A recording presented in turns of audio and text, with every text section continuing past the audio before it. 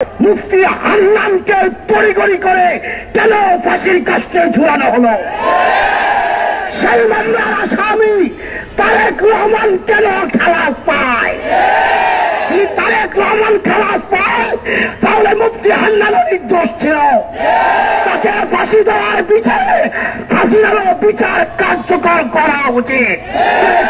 মাজলুমরা জেলে আছে, তারা নির্দোষ, তারা নিরপরাধ, তারা জুলুমের শিকার, হাসিনার ক্ষমতার লোভে লিপ্সায় নির্যাতনের শিকার এই সমস্ত ওলামায়ে কেরাম। অতএব জালেম হাসিনা দিল্লি চলে গেছে, দিল্লির কোন নির্দেশ বাংলায় চলতে পারে না, রায়ের কোন এজেন্ডা বাংলায় চলতে পারে না, আমেরিকার ষড়যন্ত্র বাংলাদেশে বাস্তবায়ন হতে পারে না।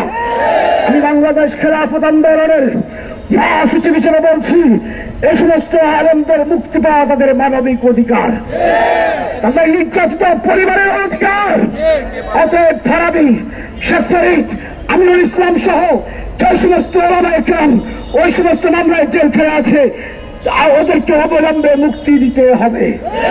তারেক রহমান মুক্ত, আপনারা জামিন পাচ্ছেন, বাবার সাহেবরা অস্ত্র মামলা থেকে মুক্ত হয়ে স্বাধীনভাবে ঘুরে বেড়াচ্ছেন, তাহলে এই মুক্তি ওলামায়ে কেরামের অধিকার। অতএব মুক্তি দিবেন, নচেত আলেম